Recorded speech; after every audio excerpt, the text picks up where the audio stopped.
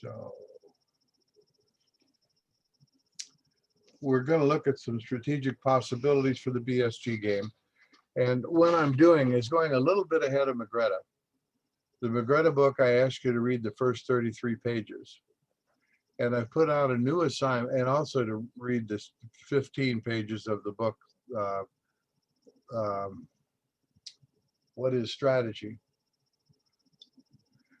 And I'll give you a give you an assignment here. I want you to do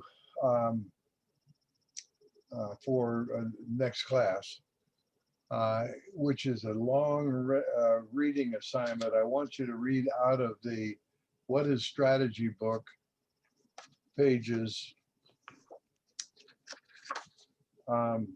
16 to 21.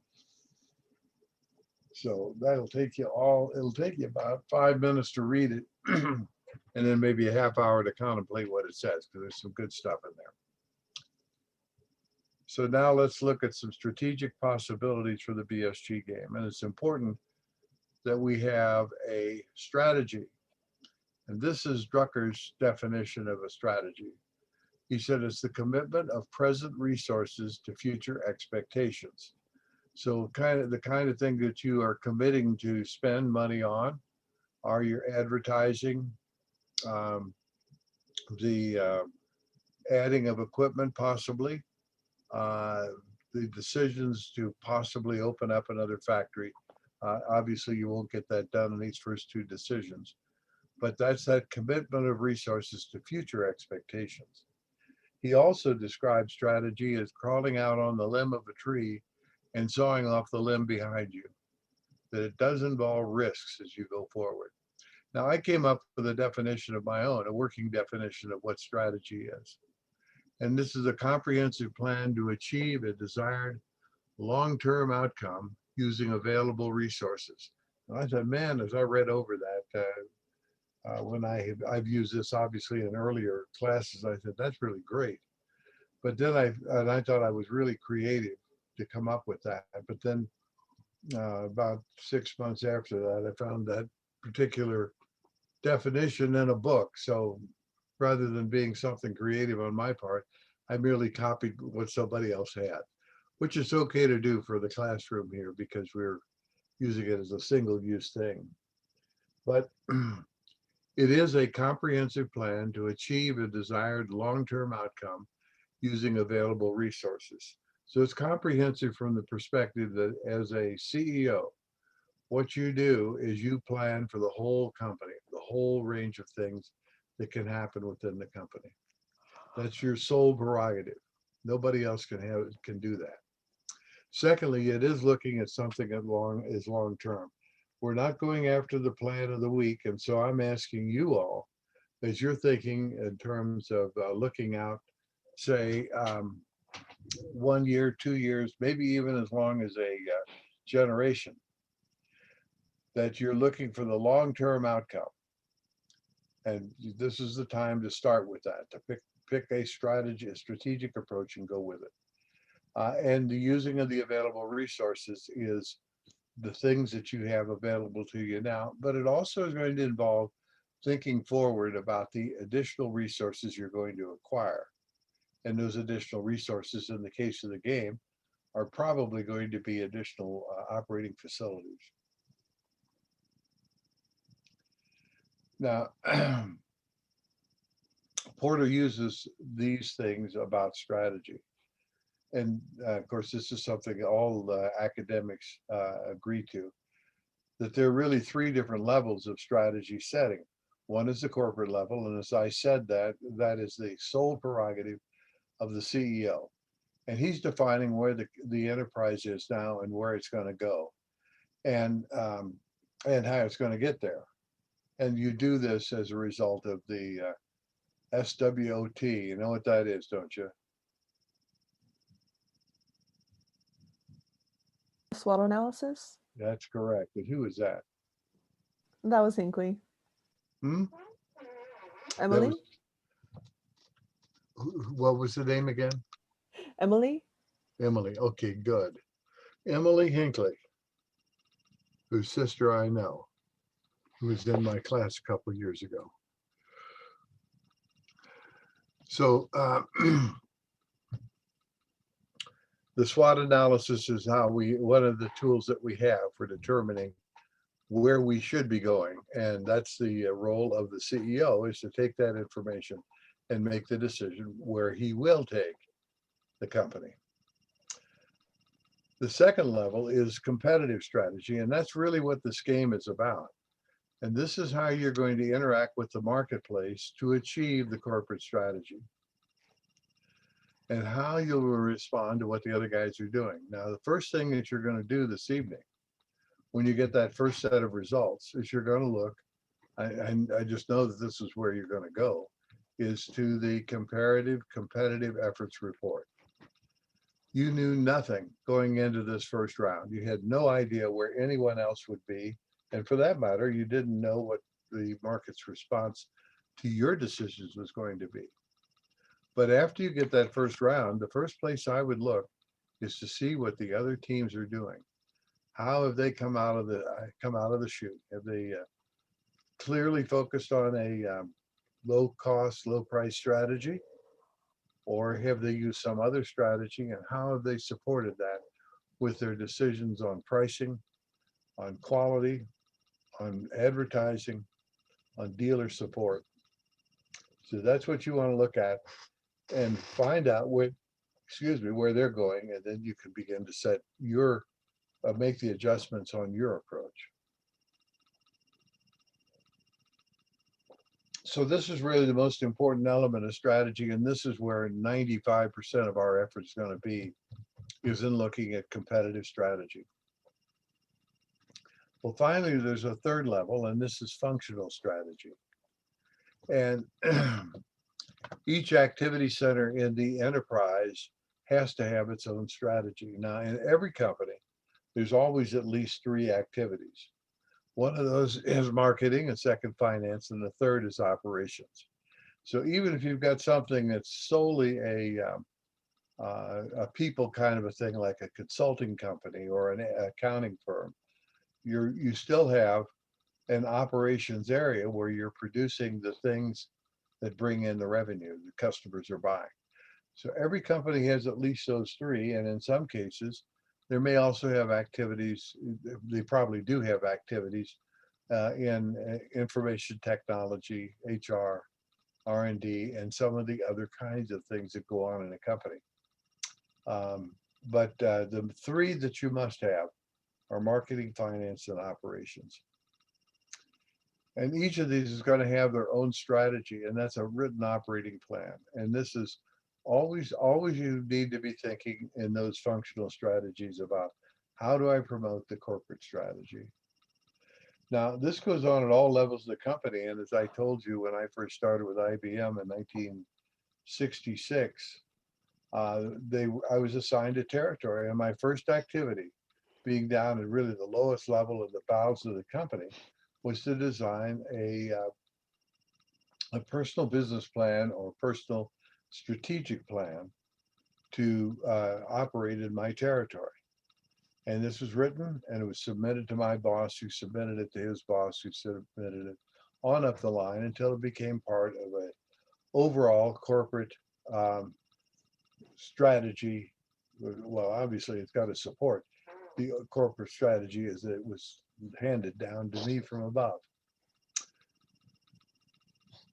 Now, as I said, about 95% of all your activity here with the game is going to be in regard to competitive strategy,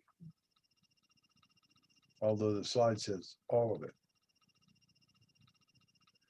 Now, we have skipped over Michael Porter.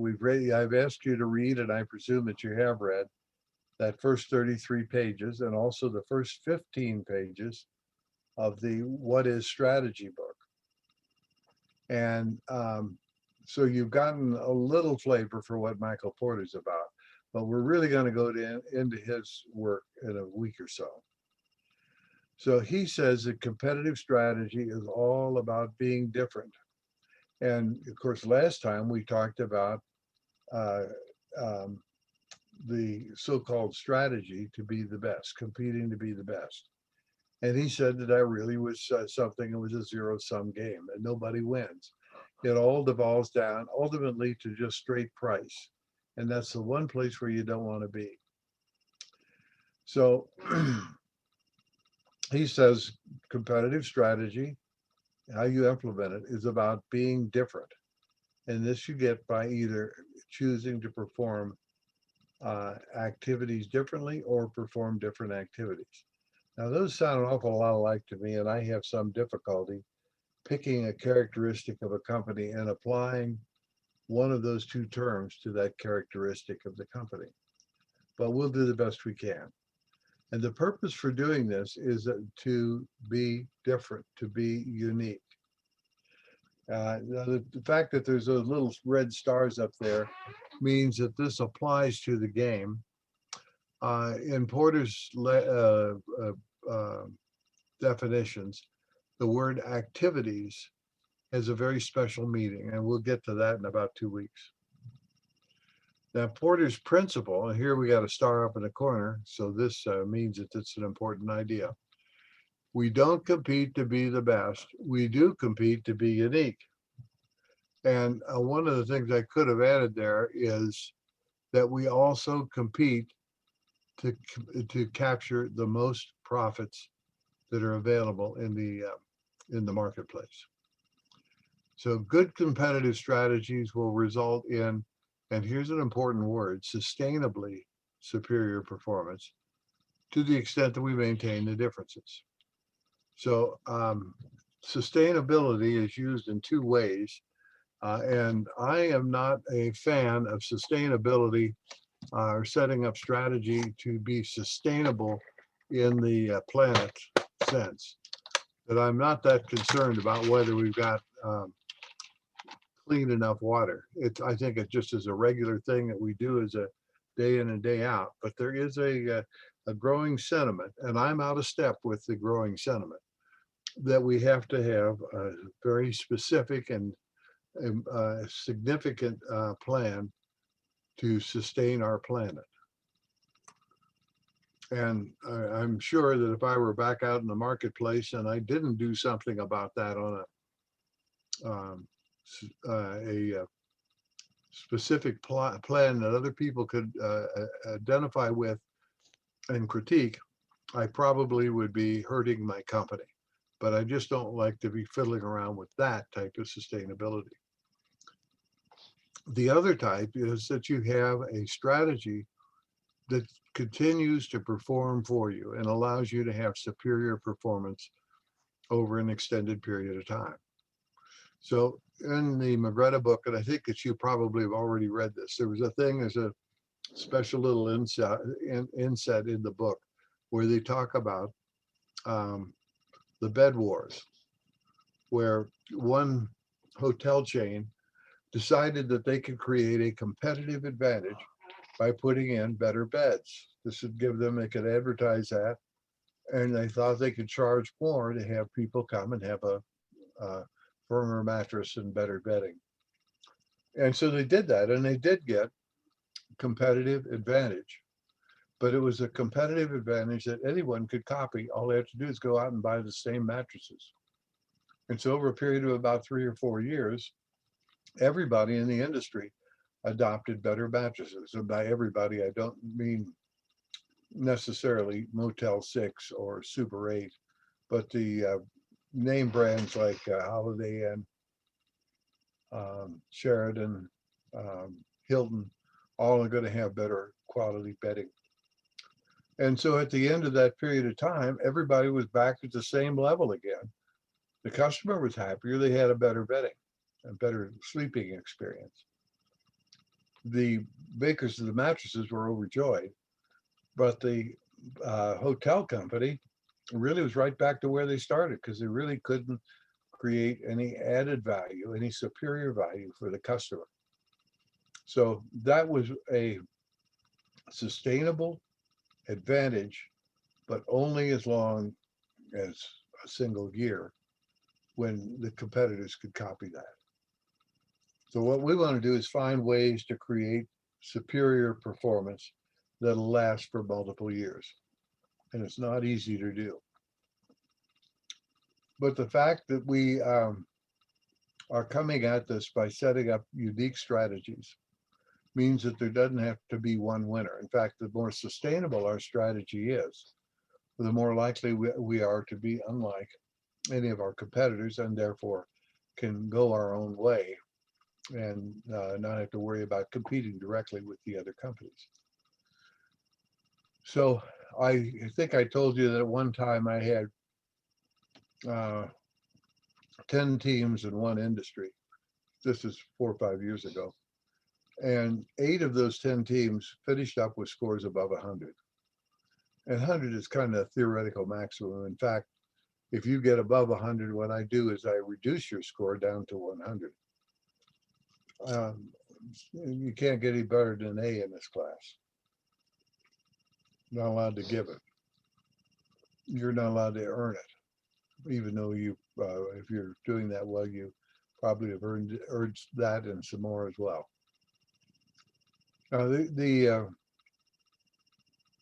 objective is to be unique so that everyone can be a winner. Now, Porter camps on 3 different specific strategies. Originally, he had 2, but he does have this third one about a niche focus or niche focus. First is low cost provider, and that means a company that has low costs and at the same time has low price. Now, the difference between the low cost and the low price is the margin. And the margin should be comparable to people who are choosing other strategies. For example, with a differentiated product strategy, what you're doing is you have your costs and you're able to add a little bit more to the cost to do something that will make the product unique, different, better. Take a look at Apple's packaging, for example. Those things are like, you don't want to throw those boxes out, they're so good. And this is part of the differentiation of their product from, say, Samsung, which many people prefer to the Apple iPhone. But they can justify spending extra money on that package because the customers are willing to pay in order to get the Apple iPhone. So the third, so you've got low cost, which means that it's going to translate into better pricing, lower pricing. Differentiated products, which deal with something that has added value, is perceived as being worth more by the customer. And it generally involves adding cost to the product. And then third is a niche focus. And this would be, in your case, maybe coming in with a product that is less expensive in Latin America, but more expensive in Europe, Africa, even more expensive than the American product. And so you have a strategy that you're applying in each of those 4 geographic areas. So there's all kinds of tweaks you can do with this. And so now I put down here in the corner a, let's see, I put a picture down in the right-hand corner. And you may see this in future lectures, because what that does is remind me that I want to ask your opinion about it. And increasingly, as we have gone through some of the basics that you need to know, what I'm expecting is that you're going to be involved in the conversation and help direct it. So I'm going to ask the question, which strategy have you been thinking about using?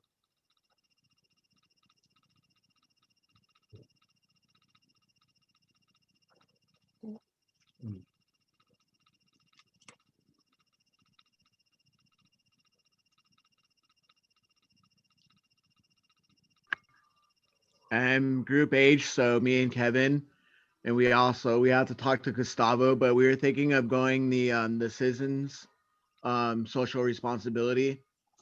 So adding like daycares and like recycling and stuff, kind of like more like corporate responsibility. Mhm. And then we were kind of looking at expansion. Okay, I'm gonna tell you that it's gonna be very difficult to distinguish yourself in that way, but it's a valid strategic approach. Like, I mean, we're gonna go probably in debt in the first round, but I think it's Mhm. gonna pay off later on when we start getting into year like 15 and 16. I think it'll pay for itself or start paying for itself. Okay.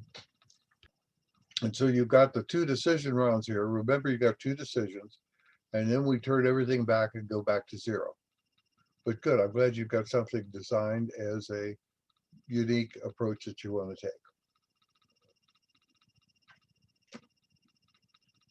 Is everybody else doing the same thing?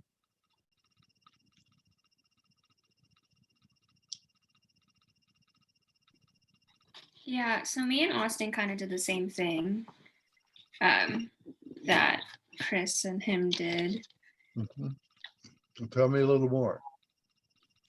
Well, I don't know what section it's called. You want me to ask the question again? Yeah. What strategy have you selected to use on this first round? Okay. Yeah, so I think we went for, sorry, I'm kind of opening it just to see.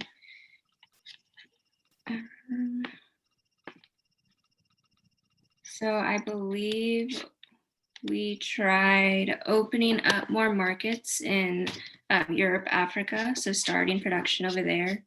And And then we went to corporate citizenship and like did the recycled boxing as well. And then improving working conditions and then ethics training. okay, good. And when you go in, is you're going to be price driven for what you want the customers to pay? Or will it be, what you're differentiating partially by taking your stand as a corporate citizen? I think we're trying to do the corporate citizen route, I guess. I'm not sure. And We're just kind of playing around and trying to figure it all out. that's what I want you to do, is to make some decisions that you might not make later on in the game because you'll know more. Yeah. Make decisions and then keep a record of what you were deciding. So when you get the results, you can see whether they were good decisions or ineffective decisions.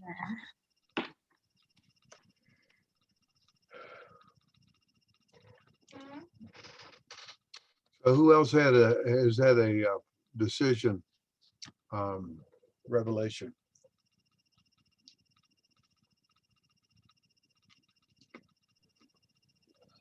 I think we have. I'm with Audia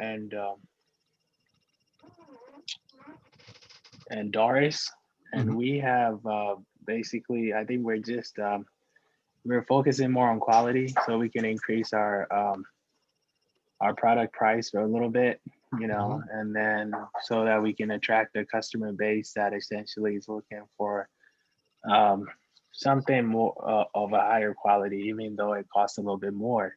So initially, maybe we might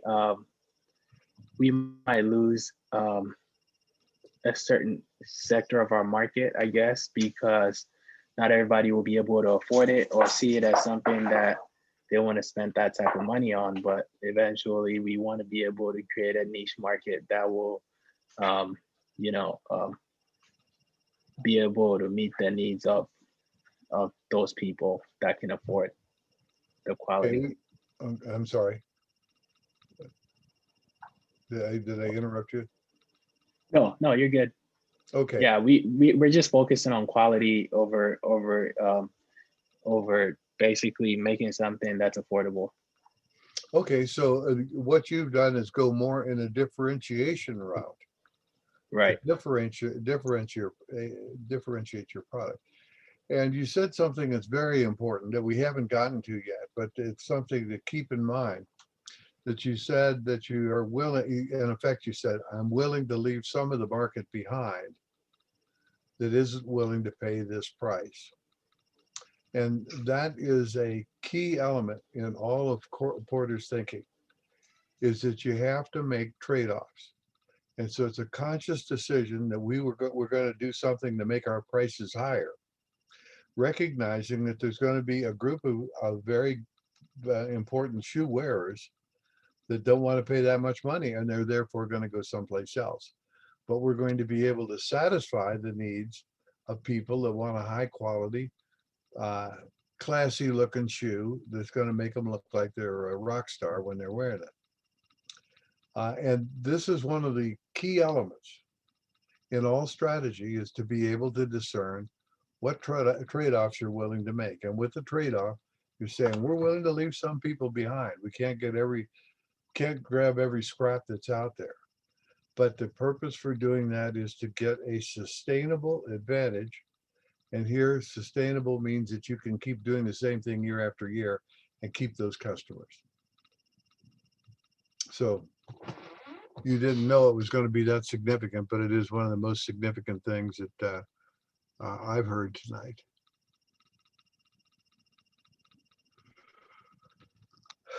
Any other ideas? Well, increasingly, I'm going to depend upon you leading the class here with ideas as you respond to my questions. And you may feel like you're stupid when you give a first answer. And probably you are stupid at that point. But everybody else is going to say, wow, that guy or that girl, they've got guts. They're willing to open their mouth and say something. And what happens is every time you do that, we'll have a little dialogue, and I can help you to make you think harder. And as you think harder, you're going to become more capable of handling these kinds of issues and more confident as we dialogue in class. And that's going to make you more valuable when you go out to find a job. So I can't think of many other better reasons to run the risk of looking a little bit silly initially, because you'll only look silly in your own eyes. Everyone else will think you're a genius because you've got the guts.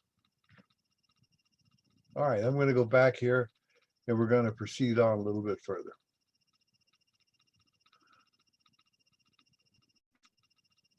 So there are all kinds of different tweaks that you can make with these approaches. And I think it's very interesting, some of the things that you suggested here.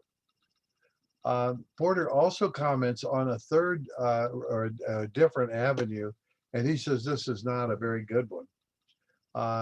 And this is where you combine low cost, where you're driving to get the lowest cost possible, with differentiation, making the product different and more valuable in the customer's eyes. And Porter says he believes this is a weak position because if you have both, if you're trying to go for low cost and at the same time give extra value, which implies more cost, that you're going to have low cost providers that are working only to have low cost, chipping away against your market with their lower costs. And at the same time, people who are strictly differentiated products, always providing something that's a little more snappy or higher class, they're going to chip away with their superior differentiated attributes because they are not so much worried about getting costs low. They can just charge more money. But we're going to see about week 12 or 13 that blue ocean strategy, which is one of the ones I mentioned to you at the first of the quarter or the semester, relies on differentiated products as the way they become or help their customers to become unique. So we'll examine that later on, but just want to have you file that away for reference. Now, the star up in the corner means this is important. And one thing is true of all strategic approaches, and that is you want to give the lowest acceptable quality and performance in what your product offers, even though this goes against the grain of everything that you know in marketing. Because in marketing, it seems we always want to give the better value. So why would I say this?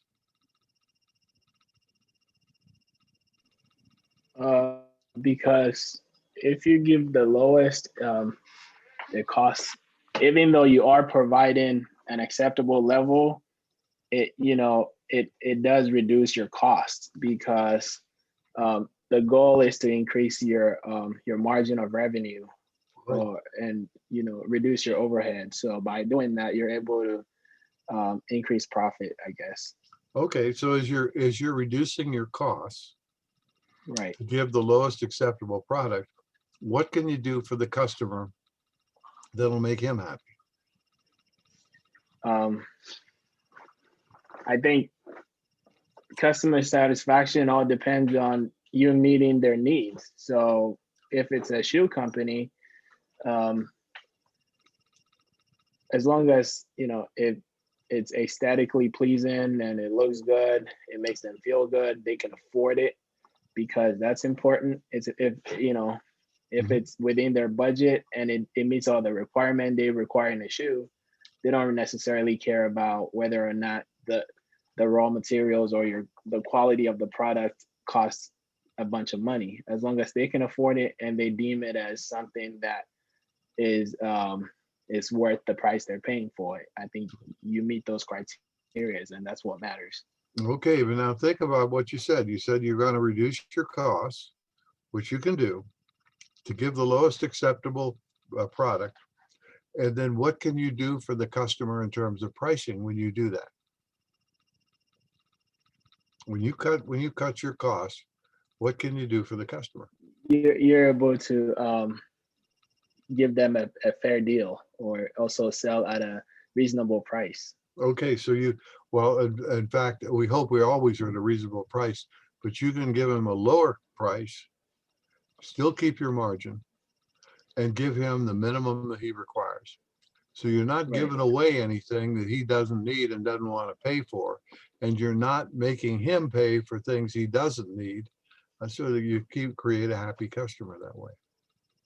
So that's good thinking, KB. So any other thoughts on that?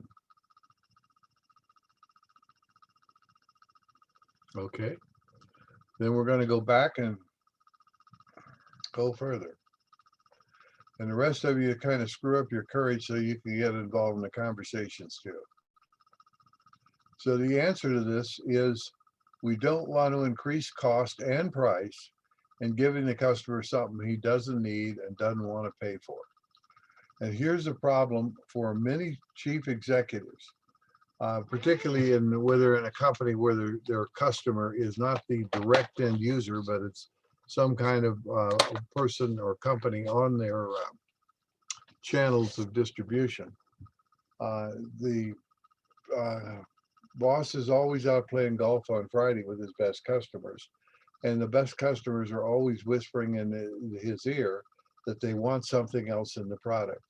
And because he wants to keep the customer happy, even though his work associates would say you're crazy, he'll try and add what the good customer says he wants and give it to him at no extra cost, or give it to him at an extra cost, but force everybody to use that same extra feature or benefit, and everyone else is going to have to pay the extra cost as well. Or if you don't raise the price, your margins disappear. So we want to keep my 4 words: focused, simplicity, not so much clarity and consistency in this part of this argument, but keep focused on what we decided we wanted to do and not allow yourself to deviate. So this means you got to constantly skinny down the product. And that was one of the things I said. You have an abandonment strategy for your products.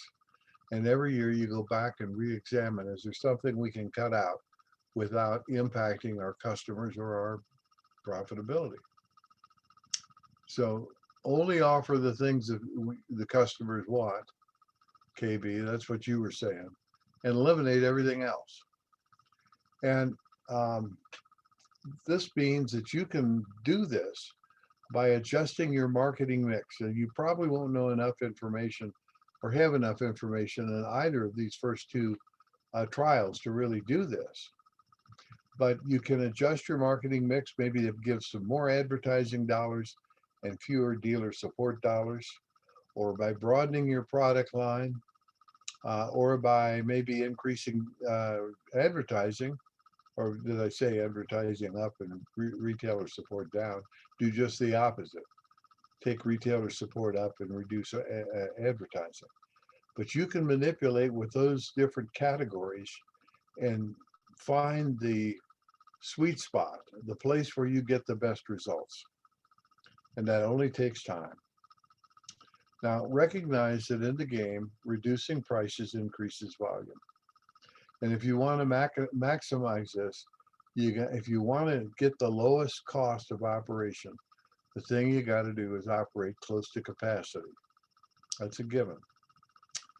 So, why?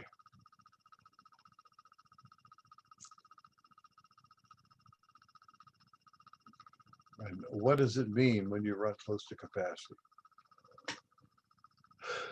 And I'm going to give, Emily, go ahead, please. I was just going to say that when you're running at capacity, you're utilizing all of your equipment to its fullest potential. So it's your money that's well spent. Yep. And the way you can see this, the way to describe this in dollars and cents fashion, Emily, is supposing your factory could produce 1 million pairs of shoes. And it cost $1 million a year to just have the facility, equipment, the building, all of the security guards around the outside of it, the people in the front office that do all the paperwork. And you were able to produce 1 million pairs of shoes in that factory that cost $1 million a year. How many dollars would you have to allocate in overhead to each pair of shoes? So if everything costs $1 million to run this facility, Mhm. you would need to and you can produce 1 million shoes, you would need to at least have $1 per shoe. If that's so- my understanding. Yeah, the cost, the overhead component, you've got material costs, you've got labor costs, and you've got overhead. Those are the three components that you have to control. And whether I produce 1,000 shoes or 1 million shoes, I'm going to have the same nominally the same labor component and material component. But the amount of overhead I have to charge will be a function of how many pairs I get out of that factory with its given, whatever the given capacity is. So if you had 1 million pairs of shoes and it was $1 million cost to run the factory, just to have the factory, it's a buck a shoe. Supposing that you're just starting up and you only were able to get out 100,000 pairs, how much do you have to allocate to each pair? A whole lot more. Well, I think you can do the arithmetic. If you can't, get your calculator out. You got 1 million divided by 100,000 instead of 1 million divided by 1 million. Million. $10. Christopher's got it. Excuse me, it's $10. So if you run at capacity, Emily, you have a cost of $1, an overhead cost of $1 per pair. If you run at 100,000 pairs, which you could well do if you're just starting up a factory, for example, and it takes a while to build up the volume, you would have a $10 cost. That means that you have a $9 cost advantage over your competition.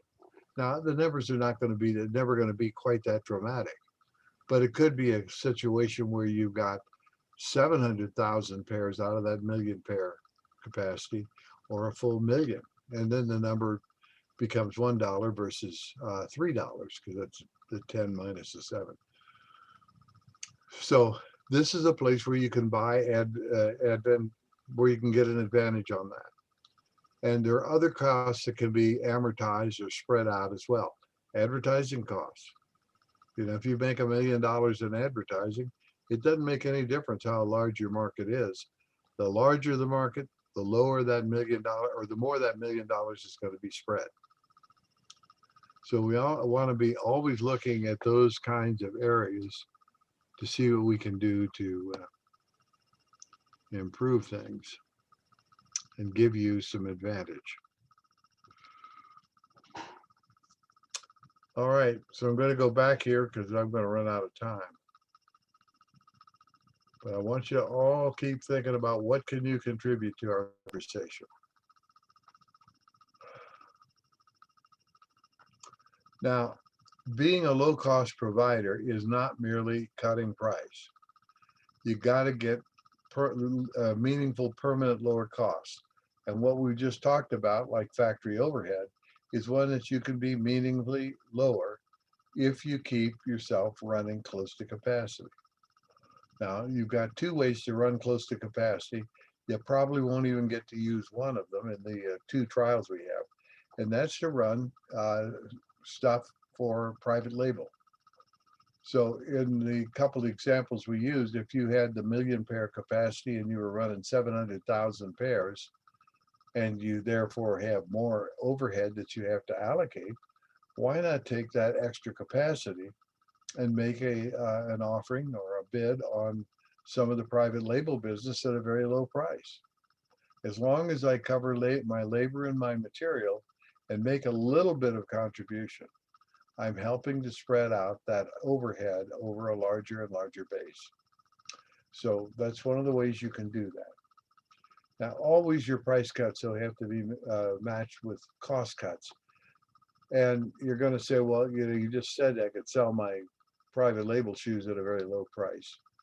Yes, that's true. And we're looking at it on the basis of what they call marginal cost, where as long as you can recover the cost of the materials and the labor and get a little bit of an add-on, it's better than letting the factory lie idle.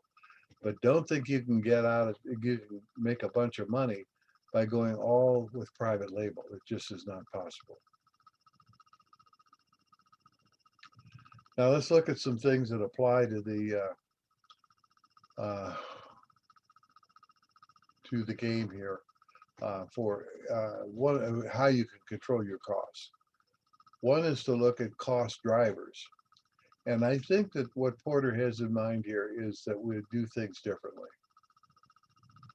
And so, first of all, you've got scale economies. And that's just what we talked about, where you can get more volume out of a factory. It means that you're going to have lower costs. And so that expresses itself in high capacity utilization.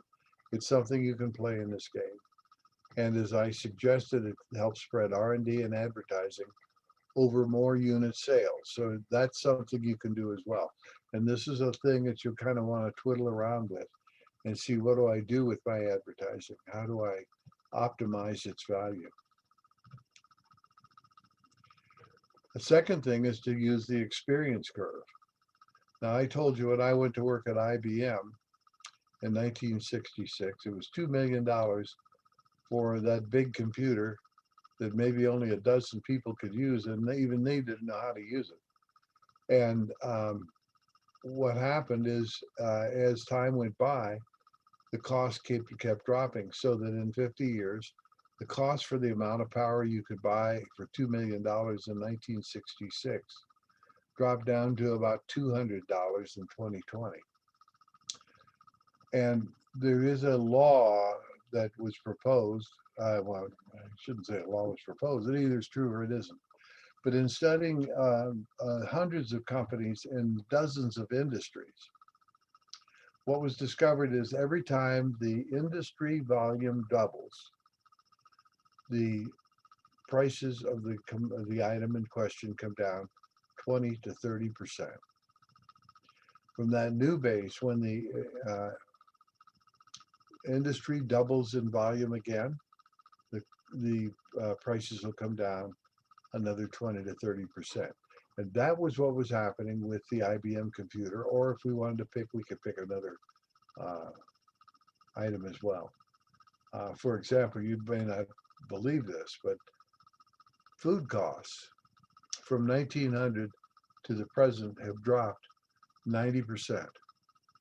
And it's because of all of the benefits of the experience curve, and with the addition of labor-saving devices that we have. Now, all three of those first three items are able to be done with the game.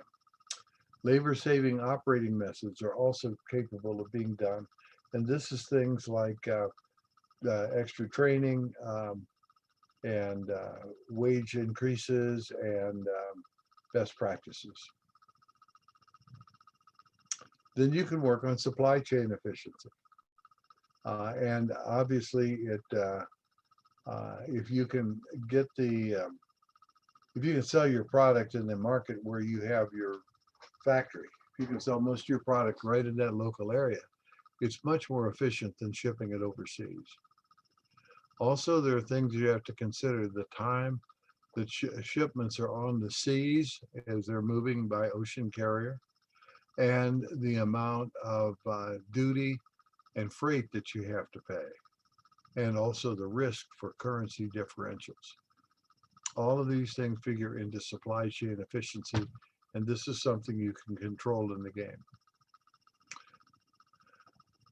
Finally, you can look at low cost versus high cost materials, and I've got 4 more slides to show you, and I'm actually going over time here, but I hope that you're at the end of your day, except we all want to get on to decision making.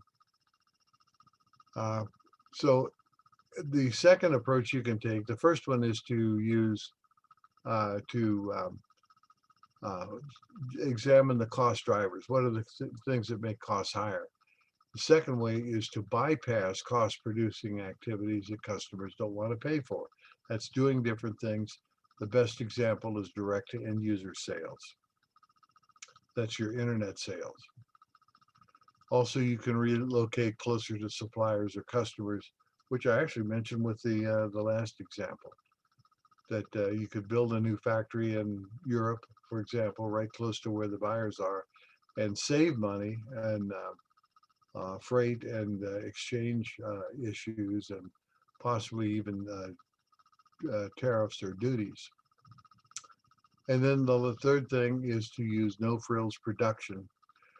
And this is what, again, to go back to pick on the same company, when IBM first started in began selling their computers big time in the early 60s, what they did was offer all kinds of additional services for free.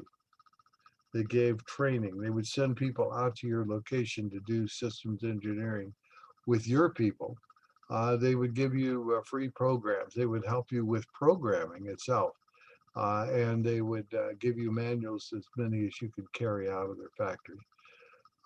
And that was to educate people, and people needed it and were willing to pay for it. It was all a one price deal.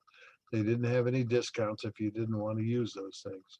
But as time went by and people learned how to program their own computers, they didn't need that stuff. And so IBM did what they called unbundling. They had previously had bundled all of their product together at one price. They unbundled it and let you buy a la carte for what you needed. And so if you've got sophisticated customers, you have no frills product or service. That doesn't apply to what we do in the game. And then finally, you've got limited versus full product line. The dealers love a full product line. Your sales manager loves a full product line. It drives the operations manager batty because he ends up with lots of lost time. He wants a very narrow product line. And you again have to find that sweet spot where you keep both the operations guy and your marketing people happy. Now, remember that low cost means low overall cost, not just manufacturing or production costs, and definitely you can't give unsustainable discounts by just cutting price. That's a quick march into oblivion. Now, and one other point here is you try and cut your costs for the low cost, low price. And that's really all we've looked at tonight. We'll look at differentiation next time. But low cost, low price, you have to continue investing in advertising, celebrities, and dealer incentives. And this is because just because you got a reduction in cost, you can't give up on advertising. You've got to keep your product in front of the customer. So those levels have to remain high, even though you're cutting costs in other areas. And what you're trying to do is to create differences in your offering that are difficult for rivals to match, make a note of that and we'll talk about that next time. So but this is what you're going to have to do tonight. What you got to think about is if you do get cost savings, you can either pass this through to the customer with lower prices, which will increase your volume, and it'll discourage competitors from coming into your market because you earned the price reduction or cost reduction, and they have to go through the agony of trying to match your costs in order to keep their margins where you have kept your margin through the reduction in cost. So typically what we want to do is pass on, say 50, or if we're going to use this strategy of giving lower prices, we probably want to pass along 50 to 60% of the incremental cost savings we've generated to give lower prices to the customer and still maintain margin and keep away the competition. Or you could take the other approach, keep the savings, don't reduce your price. Then your volume will remain the same, but your margins per unit will expand. But the other thing is you're going to draw competitors because they see they can get in, that they can still keep margins up while they're trying to reduce their cost. And at the end of the day, they will be eating part of your lunch and still doing fairly well with their product. So I can ask you a question, which you will do, but I think most are going to say, well, it's not which one I'm going to do. I'm going to go home or I'm going to get with my group and we're going to figure out what we're going to do. So I'm going to cut it short there and let you get on your way to get your decisions in.